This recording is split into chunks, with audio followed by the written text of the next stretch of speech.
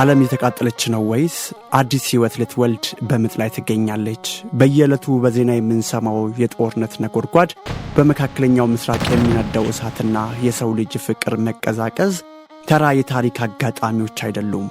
ጌታችን መድኃኒታችን ኢየሱስ ክርስቶስ ምሳሌውንም ከበለስ ተማሩ፣ ጫፏ ሲለሰልስ ቅጠሏም ሲያቆጠቁጥ ያን ጊዜ በጋ እንደቀረበ ታውቃላችሁ ያለው ያ ትንቢት በእኛ ዘመን ፍጻሜውን ያገኝ ይሆን? ዛሬ ደብረ ዘይት ላይ ቆመን የዓለምን መጨረሻ ምልክቶችና የመካከለኛው ምስራቅን ቀውስ በመንፈሳዊ መነጽር እንመረምራለን። የዛሬው ዝግጅታችን ተራ ትረካ ሳይሆን ለነፍሶም የሚቀርብ ጥልቅ የጥያቄ ጥሪ ነው።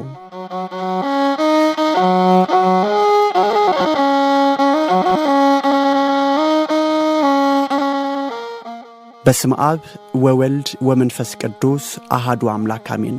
ክቡራትና ክቡራን የፋና መንፈሳዊ ቤተሰቦች እንደምን ሰነበታችሁ? ዛሬ የምንገኘው በታላቁ የዐቢይ ጾም 5ኛ ሳምንት ላይ ነው። ቤተ ክርስቲያናችን ይህንን ሳምንት ደብረ ዘይት ብላም ትጠራዋለች።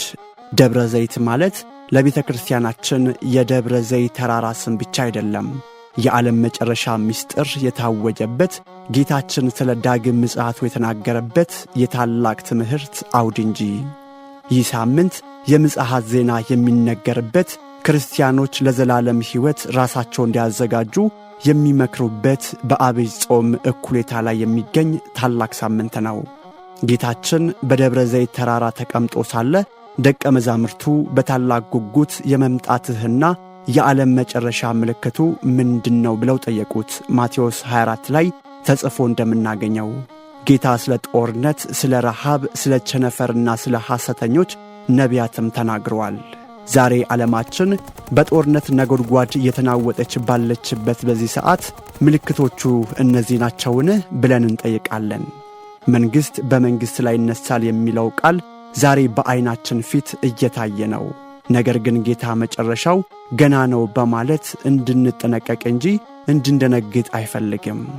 ዛሬ ከዩክሬን እስከ መካከለኛው ምስራቅ፣ ከአፍሪካ ቀንድ እስከ ቀይ ባሕር ያለው ውጥረት ዓለም ወደ አንድ ታላቅ ፍጻሜ እየተገፋች እንደሆነ ቁልጭ አድርጎ ያሳያል።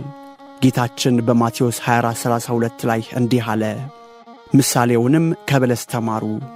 ብዙ የነገረ መለኮት ምሁራን ይቺን በለስ ከእስራኤል መንግሥት ጋር ያያይዟታል። በለስ በጥንታዊው መጽሐፍ ቅዱሳዊ አገላለጽ የእስራኤል ምልክት ነበረች። ከ1900 ዓመታት ስደትና መበተን በኋላ በ1948 ዓመተ ምህረት እስራኤል ዳግም እንደ ሀገር መቆሟ ለብዙዎች በለሷ ቆጠቆጠች የሚል ትርጉም ሰጥተዋል። ዛሬ በመካከለኛው ምስራቅ የምናየው እሳት፣ በጋዛና በሊባኖስ፣ በኢራንና በእስራኤል መካከል ያለው ፍጥጫ ዝም ብሎ የፖለቲካ ግጭት ብቻም አይደለም። ለሚያስተውልና ለሚጸልይ ሰው ይህ የመጽሐፍ ቅዱስ ትንቢትም ፍሰት ነው። በለስ ቅጠሏ ሲያቆጠቁጥ በጋ ወይንም መከር እንደቀረበ ሁሉ እነዚህም ምልክቶች የጌታን መምጣት መቃረቡን ያሳያሉ። ነገር ግን ወዳጆቼ፣ ከጦርነቱና ከፖለቲካው በላይ ትልቁ የምጽአት ምልክት የብዙዎች ፍቅር መቀዝቀዝ ነው።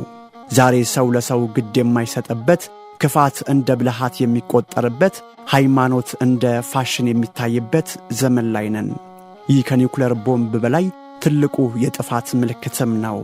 ጦርነቱ ያለው በሩቅ ምስራቅ ብቻ አይደለም። ትልቁ ጦርነት ያለው በእኛ ቤት፣ በእኛ ልብ ውስጥ ነው። ወንድም ወንድሙን አሳልፎ የሚሰጥበት፣ የጎረቤት ፍቅር የጠፋበት፣ ቂምና በቀል የነገሰበት ሕይወታችን ራሱ የምጽአት ምልክት ነው። በዓለም ዙሪያ ያሉ ክርስቲያኖች መከራን እየተቀበሉ ነው። ቤተ ክርስቲያናችንም እየተፈተነች ነው። ይህ መከራ ግን ምጥ እንደሆነ ቃሉ ይነግረናል። ምጥ ወደ አዲስ ሕይወት የሚወስድ መንገድ እንደሆነ ሁሉ ይህ መከራም ወደ ጌታ መንግሥት መቅረባችንን ያበስራል።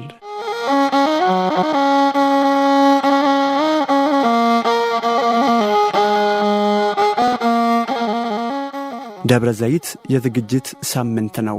5ቱ ሰነፎችና 5ቱ ልባሞች ደናግል ምሳሌ የሚነገርበት ሳምንትም ነው። መብራታችንን በዘይት ወይንም በመልካም ሥራ ሞልተን ሙሽራውን ክርስቶስን ለመቀበል ዝግጁ ነንን? ጦርነቱ ከደጃፋችን ቢደርስ፣ ሞት በድንገት ቢጠራን ምን ይዘን እንቀርባለን? ጾሙን የምንጾመው ሆዳችንን ለማስራብ ብቻ ሳይሆን ነፍሳችንን ከኃጢአት ለማላቀቅ ነው። እስራኤል ብትናወጥ ዓለም በጦርነት ብትታመስ እኛ ግን ዘላለማዊ በሆነው በእግዚአብሔር መንግሥት እንታመናለን። ክብሯትና ክብሯን ምልክቶቹን ስናይ ልንፈራ አይገባም። ይልቁንም መቤዠታችን ቀርቧልና ራሳችንን ቀና ልናደርግ በንስሐ ልንታጠብም ይገባል። በለሰዋ ቁጥቁጣለች፣ ምልክቶቹ በግልጽ የታዩ ነው። የእኛ ዝግጅትስ እስከየት ነው? ዛሬ ቆም ብለን እናስብ። መብራታችን ዘይት አለው? ልባችንስ ፍቅር አለው? ጦርነቱ በሰላም እንዲተካ የሰው ልጅ ፍቅር እንዲመለስና አገራችንና ዓለማችን እግዚአብሔር በምህረቱ እንዲጎበኝ እንጸልይ። የዛሬው ዝግጅታችን ይህንን ይመስል ነበረ። ስላዳመጣችሁን ከልብ እናመሰግናለን። ይህ መልእክት ለሌሎችም የንስሐ ጥሪ ይሆን ዘንድ ሼር አድርጉት። አስተያየቶቻችሁንም በኮሜንት ላይ አጋሩኝ። አዲስ ከሆናችሁም ፎሎ ማድረጋችሁን እንዳዘነጉ። ሰላም እግዚአብሔር ከሁላችን ጋር ይሁን። አሜን።